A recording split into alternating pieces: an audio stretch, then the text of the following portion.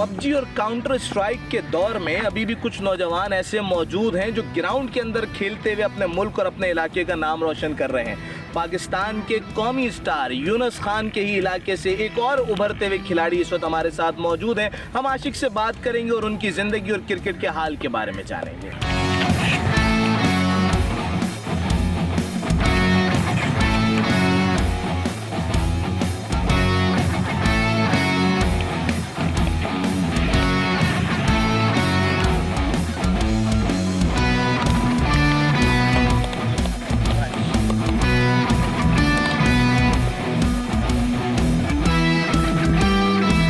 सबसे पहले तो आप अपना इंट्रोडक्शन दे दें देखने वालों को कि क्या खेला, किस किस लेवल पर खेला, क्या कारनामा किया पाकिस्तान के लिए।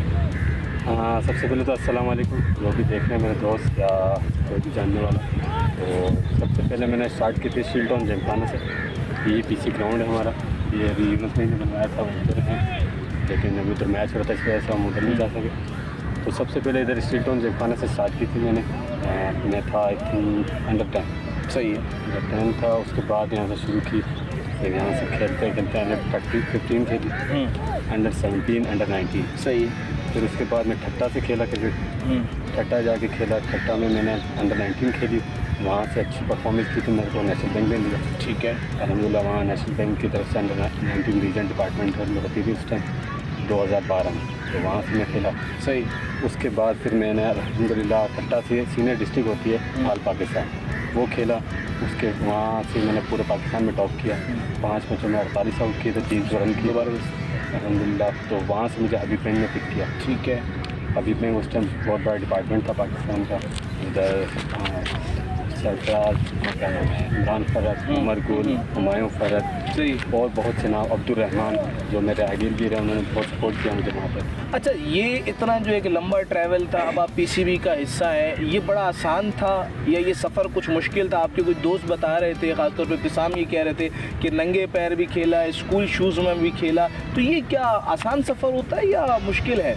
नहीं, आसान सफ़र तो होता नहीं है। दुनिया में कोई ऐसा काम नहीं है, मैंने नहीं देखा जो आसान लगा। सही है, किसी भी फील्ड में। क्रिकेट थोड़ा ये है कि मुश्किल था, इस वजह से घर से सपोर्ट नहीं थी फिलहाल। शुरू में ज़ाहिर है वालिदैन कहते हैं आप पढ़ लें, फिर उसके बाद क्रिकेट खेलिएगा, तो इस वजह से घर से छुप के आते थे, मेरे बगैर चप्पलों में खेल रहे होते थे, कभी नंगे पाँव खेल रहे हैं, फिर स्कूल से छुट्टी लेके तो ये क्रिकेट का ही क्रेज़ क्यों था कि घर से छुप के भी आ रहे हैं, नंगे पैर भी खेल रहे हैं, कुछ और सिलेक्ट क्यों नहीं किया? क्योंकि देखें नेशनल टीम में तो टोटल 11 प्लेयर नहीं खेल रहे हैं ना इतनी बड़ी आबादी में से, तो यही सिलेक्शन क्यों की? यही सिलेक्शन इस वजह से, जैसे मोहल्ले में खेलते थे, फिर बड़े भाई भी खेलते थे, उन्होंने टीम बनाई हुई थी, तो वहाँ से थोड़ा शौक था कि यार मैं भी क्रिकेट खेलूँ। खेलते खेलते आहिस्ता आहिस्ता अल्लाह ने हाथ पकड़ा अल्हम्दुलिल्लाह। आइडियल कोई क्रिकेट में?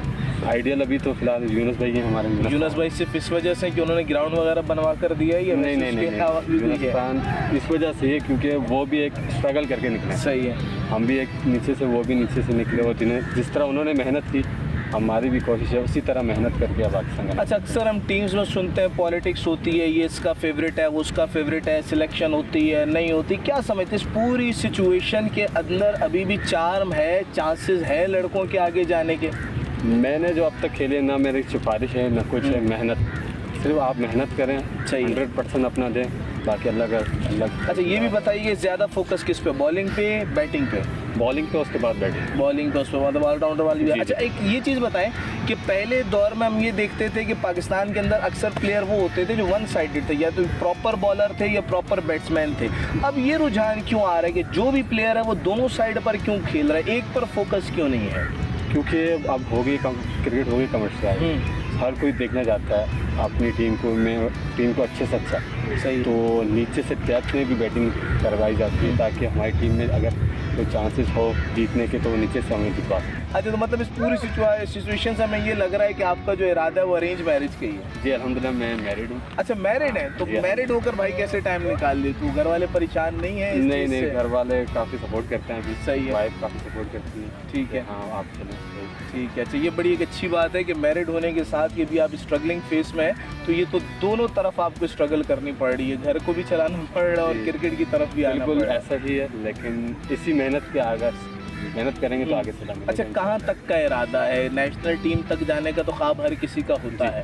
तो वो ख्वाब पूरा होता हुआ नज़र आ रहा है। जी इंशाल्लाह बिल्कुल, जैसे कि मैं पास में खेला हूँ अंडर-23 खेला हूँ पाकिस्तान एशिया कप, सही है। पाकिस्तान ए खेला हूँ अगेंस्ट इंग्लैंड। तो ठीक है। अल्हम्दुलिल्लाह बहुत लगा पाकिस्तान का गोल है। अच्छा, जो डोमेस्टिक क्रिकेट हो रही है या PSL हो रही है या पाकिस्तान की अपनी टीम्स के दरमियान जो मैचेस हो रहे हैं, ये किस हद तक यूथ को प्रमोट कर रहे हैं? ये बहुत ज़्यादा, जैसे कि अभी रमीज़ भाई जैसे आए हैं क्रिकेट बोर्ड में, हमारे जो डोमेस्टिक के कॉन्ट्रैक्ट है सही। उनको 1-1 लाख रुपए सैलरी बढ़ा दी। ठीक है। उससे ये हुआ कि अब हमें थोड़ा और वो मिला के बूस्ट मिला के हाँ नहीं अब कुछ करना है। चलें, ये वाहिद डिपार्टमेंट है जो इमरान खान साहब के होते हुए कह रहे हैं कि हमारी सैलरीज बढ़ गई और हम बड़े खुश हैं इस मामले बिल्कुल में। बिल्कुल, क्रिकेट के मामले में रमीज़ राजा जिस तरह आए हमारे पास, उन्होंने जिस तरह इंक्रीज़ किए मैच फीस और जैसे ग्राउंड हमें अच्छे मिले इस दफ़ा, और उसके बाद फिर जो होटलिंग बहुत अच्छी थी। सही है। 5 स्टार होटलिंग थी और बहुत अच्छी तरीके से सारा ऑर्गेनाइज था, बहुत मज़ा आया इस चीज़ में। सही है। तो पाकिस्तान में जो नए लड़के आ रहे हैं उन्हें क्या मैसेज देंगे? क्रिकेट खेलें, टाइम ज़ाया ना करें, पढ़ाई पर फोकस करें, क्या करें? नहीं, क्रिकेट खेलें, तालीम तो सबसे पहले, सही। तालीम पहले हासिल करें, तालीम के साथ क्रिकेट को ज़्यादा टाइम दें, बहुत ठीक मज़ा आएगा। है। इस टाइम क्या लगता है, T20 पे ज़्यादा फोकस है प्लेयर्स का, टेस्ट पे है, वनडे पे है? हाँ, ज़्यादा तो T20 पे, लेकिन जो क्रिकेट का मज़ा है वो टेस्ट क्रिकेट के अंदर। बहुत शुक्रिया आशिक, आपने हमें वक्त दी। इंशाल्लाह मज़ीद जब आपकी नई अचीवमेंट्स आएंगी तो उस पर भी आपसे बात होगी। इंशाल्लाह। Thank you.